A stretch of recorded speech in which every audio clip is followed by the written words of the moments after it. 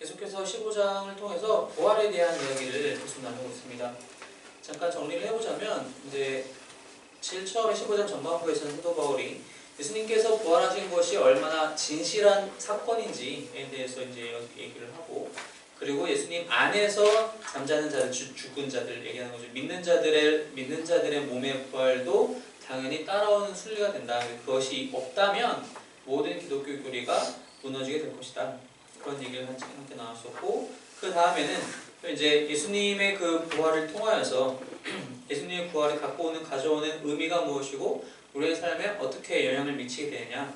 예수님께서 우리 첫 열매가 되셔서 우리에게 모든 부활의 산 소망을 허락하셨고, 그래서 이제 우리가 그 마지막 때까지, 즉 완벽히 모든 권세와 권세와 능력이 멸하여지는 그때까지 우리 그 치열한 전투를 현재의 삶 속에서 살아갈 수밖에 없는, 또 하지만 그 치열한 전투 안에 이미 예수님께서 그것을 다 극복하시고 승리하셨고 발아에 두셨다라는 것을 믿는 그 믿음, 그 소망 안에서 이것을 능히 감당할 수 있다라는 이야기들을 이제 15장의 중반부까지 우리가 얘기를 함께 나눴습니다. 이제 오늘 본문과 이제 다음 주 본문까지 해서 이제 15장이 이제 마무리가 되는데, 오늘 본문에서 사도 바울이 얘기하고 있는 것은 무엇이냐면은 부활한 몸은, 즉 믿는 자들이 죽은 이후에 다시 부활을 이제 경험하게 될 때에 부활 후에 가지게 될 몸, 흔히 우리가 부활체라고 얘기를 하는데 어떠한 것이겠느냐라는 거예요. 오늘 본문 첫 절인 35절에 보면은 누가 묻기를, 그러니까 누가 물어봤다는 얘기죠. 그래서 고린도에서 사도 바울로 편지를 보낼 때 이런 질문이 있었을 수도 있고, 아니면 사도 바울이 이제 듣는 소문에 의해서 누군가 이것에 더 궁금해하는구나 라고 생각했을 수도 있겠죠. 뭐라고 얘기하냐면은 죽은 자들이 어떻게 다시 살아나며 어떠한 몸으로 오느냐, 즉 묻는 사람이 이런 걸 질문하더라는 겁니다.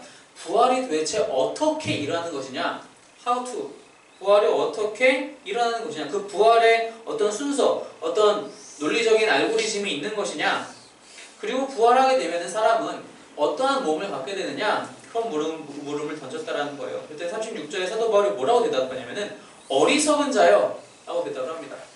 우리가 흔히 누군가가 진심 어린 질문을 할 때 야 이 바보 같은 놈아 라고 안 하잖아요.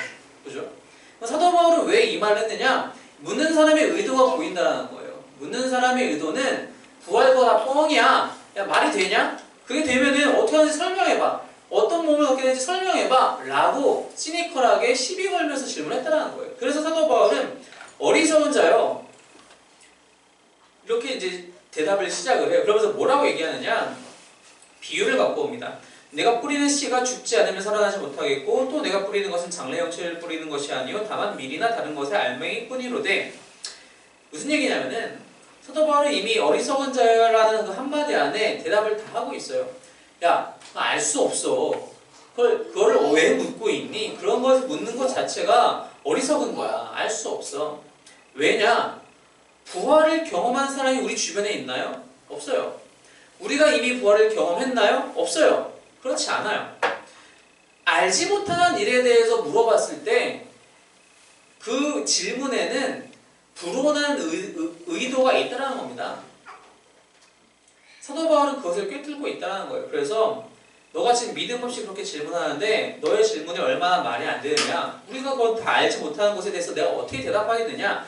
그러나 한 가지 비유는 내가 너에게 줄 수 있는데 우리 주변에서 쉽게 찾을 수 있는 것이다. 무엇이냐면 우리가 씨를 뿌릴 때 어떻게 되느냐, 그 씨앗이 썩어짐으로 인해서 그 안에서 새로운 것이 나타난다는 거예요.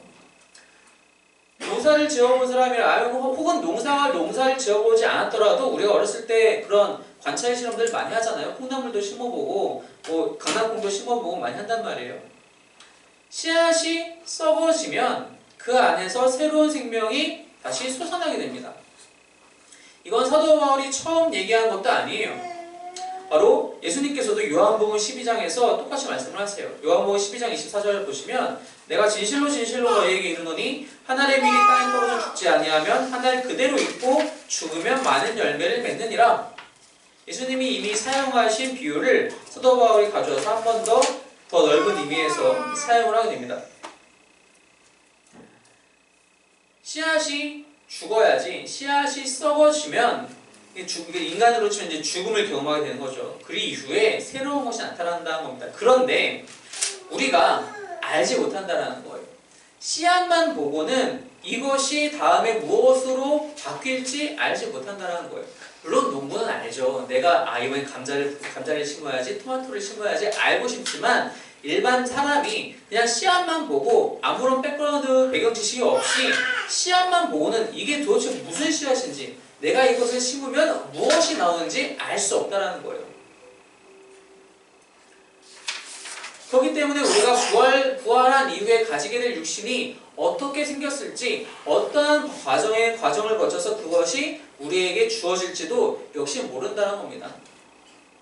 물론 우리는 이제는 과학이 발달을 해서 씨앗이 어떻게 조금씩 변화가 되어서 하나의 식물로 바뀌는지 우리는 알아요. 하지만 당시의 사람들은 모르죠, 당연히. 2000년 전에는 그런 것들을 몰랐단 말입니다. 사도 바울은 바로 이러한 이야기를 하고 있다는 겁니다. 부활의 과정, 우리는 알 수 없다.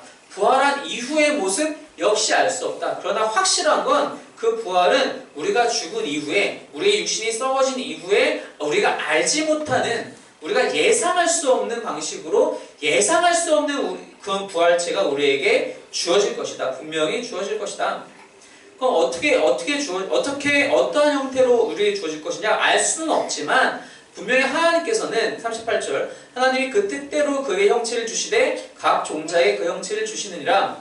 그러면서 부연 설명을 하기를 39절부터 육체는 다 같은 육체가 아니니, 즉 현재에도 다양한 육체들이 존재한다는 거예요. 이미 하나님께서는 사람, 이 사도 바울도 예를 들기를 사람의 육체, 짐승의 육체, 새의 육체, 물고기의 육체, 이런 것뿐만이 아니라 하늘에 속한 것도 있고 땅에 속한 것도 있고 해도 달도 별도 수많은 가지 별이 있고, 현재에도 여러 가지가 있는데 우리가 부활한 이후에 얻게 될 부활체 역시 수도 없이 많은 형체로 우리에게 주어질 것이고, 그 주어질 때 하나님께서 그 뜻대로 각 사람에게 아주 적합하게 주실 거라는 거예요. 그게 사도 바울이 얘기하고 있는 방식입니다. 나는 부활이 어떠한 과정을 거치는지, 부활체가 정확히 이러한 모습이다라고 얘기할 수 없다. 하지만 우리가 알 수 있는 것은 분명히 우리가 예상치 못하는 방식으로, 우리가 생각할 수 없는 부활체를 하나님께서 우리에게 주실 것인데, 하나님께서 아주 적합하게, 아주 알맞은 형태로 우리에게 주실 것이니 걱정하지 말아라. 믿기나 해라. 믿음 없는 자여, 어리석은 자여. 부활 자체를 의심하는 사람들에게 바로 이렇게 대답을 하고 있다는 것입니다. 이미 우리에게 힌트를 주시고 계시다는 거예요, 하나님께서는. 바울의 비유와 마찬가지로. 또 한 가지 우리가 여기서 생각해 볼 수 있는 게 무엇이냐면은, 우리의 현재와 그 부활한 이후에 얻게 될 몸 역시 연속성 안에 있다는 겁니다. 우리가 토마토 씨앗을 뿌리면 토마토를 얻어요. 우리가 어떤 장미꽃의 씨앗을 심으면 장미꽃을 얻어요. 알 수 없는 방식으로 전혀 새로운 것이 태어나지만 연속성 안에 있다는 겁니다. 우리 역시 마찬가지라는 거예요. 우리 역시 연속성 안에서 우리가 그대로, 우리의 영혼이 그대로 새로운 것을 얻게 되지만 여전히 우리 연속성 안에서 부활하게 된다는 겁니다. 물론 아주 엄청난 격변이 그 안에 있겠죠. 우리의 이 썩어진 이 육신은, 현재 갖고 있는 육신은 다 썩어져서 사라지고 새로운 것을 얻게 될 테니까요. 그리고 나서 이제 42절부터 사도 바울이 뭐라고 얘기를 하냐면은, 죽은 자의 부활도 그와 같은, 이제 직접적으로 다시 한번 얘기를 합니다. 썩을 것으로 심고 썩지 아니할 것으로 다시 살아나며, 욕된 것으로 심고 영광스러운 것으로 다시 살아나며, 약한 것으로 심고 강한 것으로 다시 살아나며, 육의 몸으로 심고 신령한 몸으로 다시 살아나나니, 지금 계속해서 대조하고 있죠. 썩을 것과 썩지 아니할 것, 욕된 것과 영광스러운 것, 약한 것과 강한 것, 이게 다 뭐에 대한 대조입니까? 44절에 나와 있는 육의 몸과 신령한 몸에 대한 대조라는 거예요. 아주 명확한 차이가 있다는 것입니다. 그러면서 자연스럽게 사도 바울은 다시 두 번째 비유인 그 부활체에 대한 두 번째 비유인 아담의 이야기로 또 한번 넘어갑니다. 아담의 이야기가 사실 사도 바울의 편지 속에서 요 안에 이 고린도서에서 자주 등장을 하잖아요. 뭐라고 얘기하냐면은, 첫사람 아담은 생령이 되었다 함과 같이 이게 예전 성경에서는 생령이라고 안 하고 산령이라고도 이제 표현을 했어요. 뭐 비슷한 같은 뜻입니다. 마지막 아담은 살려주는 영이 되었나니 아담은 생령이 되었다라는 표현이 어디서 등장하죠? 창세기에서 등장해요. 그죠? 창세기에서 하나님께서 사람을 창조하실 때 등장합니다. 근데 어떤 방식으로 등장하죠? 하나님이 흙으로 사람의 모양을 다 빚으시고 그 코에 생기를 불어넣어 주시니 그 생령이 된지라 그런 식으로 창세기를 묘사한단 말이에요. 즉, 이 말은 첫사람 아담은 살림을 받은 존재예요. 근데 예수님은 어떤 존재예요? 마지막 아담 예수님은 살려주는 존재라는 겁니다. 우리는 여전히 이제 46절부터 그것에 대해 다시 설명할 것인데 우리는 여전히 아담에 속해 있는 존재이기 때문에 우리의 육신은 우리는 스스로 살아날 수가 없다는 겁니다. 우리는 살림받은 존재들이라는 거예요. 그러나 예수님은 부활하셔서 살려주는 영이 되셨다는 거예요. 우리도 부활한 이후에 그렇게 될 것이냐? 그건 잘 모르겠어요. 왜냐? 예수님이시기 때문에 가능한 일이니까요. 우리가 받는 여기서 확실하게 우리가 알 수 있는 것은 그 간극을 확실히 넘어설 거라는 겁니다. 살림받는 영에서 이제 살아갈 수 있는 예수님과 함께 살아갈 수 있는 영으로는 확실히 변화가 될 거라는 거예요. 그것을 이제 46절부터 뭐라고 얘기하냐면 그러나 먼저 신령한 사람이 아니요 육의 사람이요 그 다음에 신령한 사람이니라 첫사람은 땅에서 났으니 우리를 얘기하는 거죠. 아담과 우리를 다 얘기하는 겁니다. 흙에 속한 자이거니와 둘째 사람은 예수님 부활한 이후에 하늘에서 나셨느니라. 우리는 흙에 속한 자들은 우리를 얘기하는 거죠. 저 흙에 속한 자와 같고 아담과 같고 우리는 하늘에 속한 자들은 이제 믿음 있는 그 성도들을 얘기하죠. 저 하늘에 속한 이와 같으니 우리가 흙에 속한 자의 형상을 입은 것 같이 또한 이후에는 하늘에 속한 이의 형상을 입으리라. 그러면서 결론을 얘기를 합니다. 50절에 형제들아 내가 이것을 말하니 혈과 육은 하나님 나라를 이어받을 수 없고 또한 썩는 것은 썩지 아니하는 것을 유업으로 받지 못하느니라. 우리가 부활체를 받아야 되는 명확한 이유가 있습니다. 우리의 몸이 부활해야 하는 명확한 이유가 있다는 겁니다. 하나님의 나라를 이어받아야 하기 때문입니다. 그렇지 않고서 하나님의 나라를 이어받을 수 없다라는 거예요. 썩는 것은 썩지 아니하는 것을 유업으로 절대로 받을 수 없다는 겁니다. 하나님 나라는 절대로 썩지 않는다는 거예요.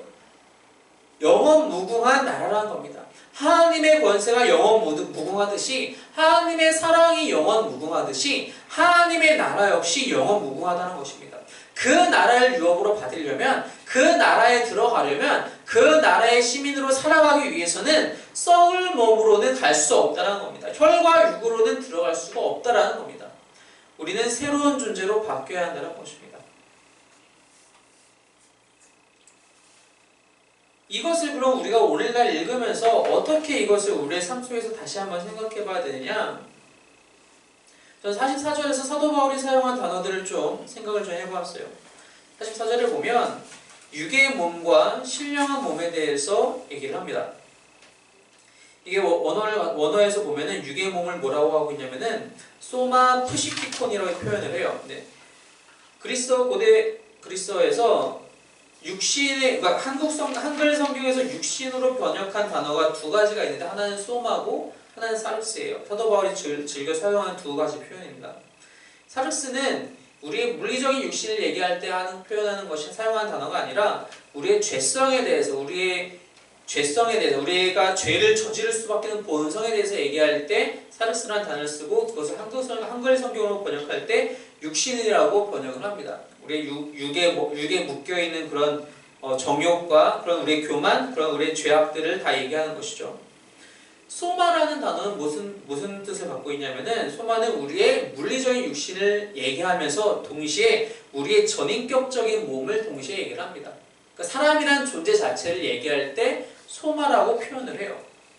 그럼 여기서 사도 바울이 얘기한 육의 몸이라고 했을 때 소마 푸시키코는 무슨 뜻이냐면은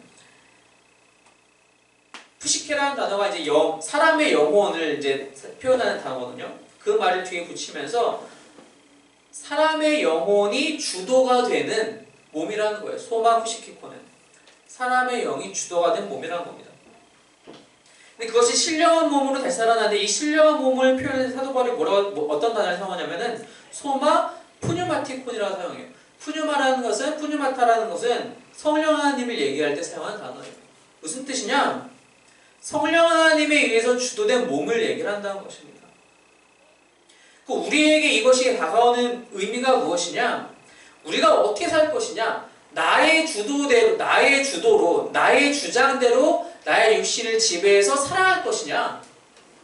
성령 하나님께서 나를 내 안에 내주하시는데 그 성령 하나님의 주도하시는 대로 살아갈 것이냐? 근데 우리는 알잖아요. 우리는 현재 상태에서 아무리 우리가 발버둥 치면서 성령 하나님 당신의 뜻대로 살기 원합니다라고 날마다 간구하지만 우리는 매번 쓰러져요. 사실 그럴 수밖에 없어요. 왜냐? 우리 안에 그러한 열망이 가득하면 가득할수록 우리의 현재 욕심과 그 성령 하나님을 향한 그 열망과 그 말씀에 순종하려고 하는 그 우리의 의지는 점점점 간극이 벌어져요. 우리의 육신은 그대로고 우리가 하나님을 향한 마음이 점점점 커질수록 그 안에 괴리감은 점점점 커질 수밖에 없다는 겁니다. 그렇기 때문에 우리는 더 쉽게 쓰러질 수밖에 없고 이 땅에서 살아갈 때에는 우리에게 실수가 나타날 수밖에 없고 때로는 실패할 수밖에 없고 때로는 흔들려서 넘어질 수밖에 없다는 겁니다. 그렇기 때문에 우리에게는 부활체가 필요하게 된다는 것입니다.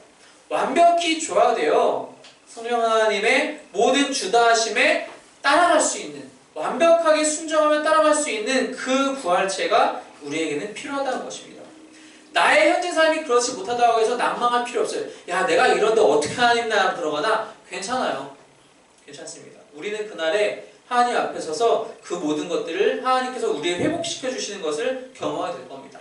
우리가 놓치지 말아야 할 것은 내가 설령 현재는 이 연약하고 부족한 육신에 있다 할지라도 하나님을 향한 그 열망, 성령 하나님의 말씀대로 뜻대로 주도하신 대로 살아가고자 하는 그 믿음의 결단을 놓지 않으면 우리는 하나님의 말씀에 하나님의 그 부활을 약속하신 그 하나님의 약속, 그것에 소망을 두고 살아갈 수 있게 된다는 것입니다. 그래서 그리스 철학자들은, 극단적인 사람들은 어차피 썩어질 몸인데 이 몸이 죄 지은들 무슨 문제가 있으리요? 라고 살아갔지만 우리는 그럴 수 없다는 거예요. 왜냐? 방금 얘기했듯이 이 소마라는 단어가 단지 우리의 물리적 육체만 얘기하는 것이 아니기 때문에 전인격적인 우리 사람 존재 자체를, 한 개체 존재 자체를 얘기하고 있기 때문에 내가 몸이 죄를 짓고 나의 영은 죄를 저지르지 않는다? 그렇지 않다는 겁니다. 그런 극단주의적인 사람들과 같이 혹은 그 반대 극단에 있는 것처럼 철저한 금욕만이 우리가 살 길이다라고 잘못 생각하는 사람도 있죠. 그런 사람들과 마찬가지로 그런 두 극단을 우리는 신뢰할 수 없다는 겁니다. 왜? 우리의 몸은 우리의 영과 너무나도 밀접한 관계에 있기 때문에. 이것이 완벽히 회복되어 말씀에 순종할 수 있는 그때는 바로 예수님이 다시 오셔서 우리가 온전한 신령한 몸, 여기서 사도 바울이 얘기한 소마 푸뉴마티콘, 신령한 몸으로 다시 부활체를 얻게 되었을 때에 바로 그때야 비로소 우리는 완벽히 하나님의 말씀대로 그 썩지 아니하는 그 나라에 들어가 하나님의 말씀대로 온전히 순종하면서 살아갈 수 있는 존재가 된다는 것입니다. 우리가 그것을 소망해야 된다는 거예요. 우리가 지금 현재 여기서 실수하고 실패하고 넘어진다 해도 낭망하지 마시기 바랍니다. 우리가 붙잡아야 될 것은 말씀을 향한, 주님의 말씀을 향한 그 순종, 그 믿음의 결단, 우리가 어떻게 변화될 것인지에 대한 그 소망, 그런 것들을 우리에게 허락하신 하나님을 향한 사랑과 주님께서 우리에게 맡기신 영혼들을 향한 사랑, 그것을 끝까지 붙들고 살아가면 분명히 우리에게는 이 놀라운 부활의 능력이, 은혜가 우리에게 약속되었다는 것입니다. 우리에게 분명히 주어질 것이라는 거예요. 본문 첫 절에서 그렇게 어리석은 질문한 사람들은 여전히 존재합니다. 그러나 우리에게는 어떻게 부활이 이루어지고 어떤 몸이 정확하게 나에게 다가오는지 중요하지 않아요. 그래서 우리가 얻게 될 유업이 무엇인지가 훨씬 더 중요하다는 것입니다. 그 간극을 살아가는 현재에서 우리가 무엇을 붙들어야 되는지가 훨씬 더 중요하다는 것입니다. 바로 날마다 주의 말씀 가운데 이렇게 붙들린 바 되어서 또한 성령 하나님의 주도하심에 늘 순종하는 그런 우리가 저와 여러분이 다 되시기를 주님 이름으로 축원합니다. 기도하겠습니다. 이제 기도.